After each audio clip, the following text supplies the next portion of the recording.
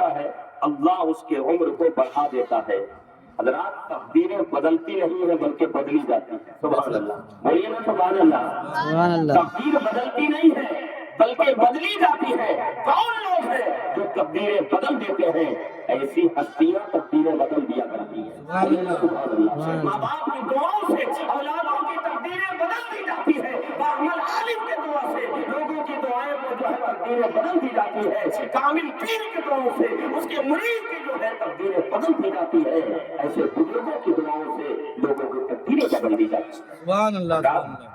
جو بیٹا اپنے ماں باپ کے لیے دعا کرتا ہے اللہ اس کی عمر کو بڑھا دیتا ہے۔ اس کی وجہ کیا ہے؟ علماء فرماتے ہیں جب بیٹا دعا کرتا ہے، دعائیں مغفرت کرتا ہے، تو اس دعا سے ماں باپ کو قبر میں سکون ملتا ہے، آرام پہنچتا ہے، انہیں فائدہ پہنچتا ہے۔ تو جب فائدہ پہنچتا ہے تو پھر وہ ماں باپ دعا کرتے ہیں اپنے اس اولاد کے لیے۔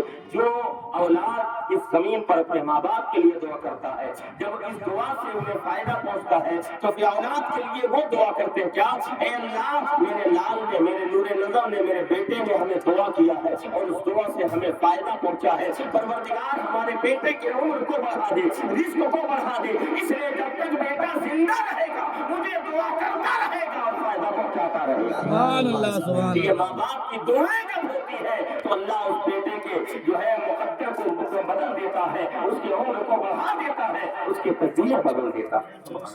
تو حضرات ماں باپ کے لیے دعائیں کریں، اور ایک ایسا طریقہ میں بتا دوں کہ کچھ خرچ بھی نہ ہو، 1 روپے خرچ نہ ہو، اور ایسی دعا سے ماں باپ کے ہی لیے نہیں بلکہ سب کے لیے دعا ہو جائے۔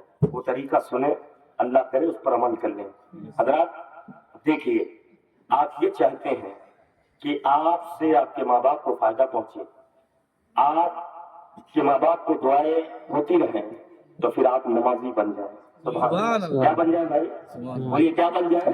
نمازی بن جائیں۔ دیکھیے جب نمازی آپ بن جائیں گے، آپ اذان کی آواز سنیں گے، سن کر اپنے گھر سے جب اللہ کے گھر میں جائیں گے، جانے کے بعد وضو کریں گے، وضو کے بعد جب آپ نماز کے لیے کھڑے ہوں گے، نیت باندھیں گے، قیام کریں گے، قیام کے بعد رکوع کریں گے، رکوع کے بعد سجدہ کریں گے، سجدے کے بعد پھر جو ہے قیام، رکوع، سجدہ، اور اس کے بعد جب نماز مکمل کرنے کے لیے جب آپ قاعدے میں بیٹھیں گے، التحیات کے بعد درود ابراہیمی پڑھیں گے، درود ابراہیمی کے بعد آپ دعائے مسورہ پڑھیں گے۔ دعائے مسورہ ہے کیا؟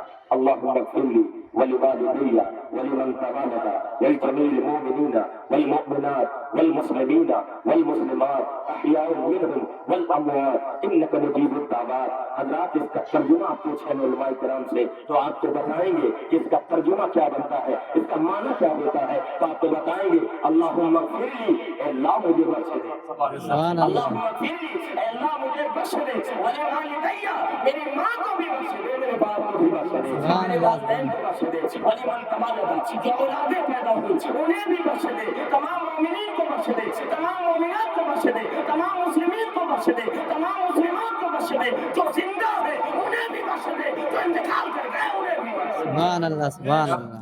حضرات 1 روپے آپ کا خرچ نہیں ہوا، آپ کے لیے یہ دعا ہو گئی۔ تمام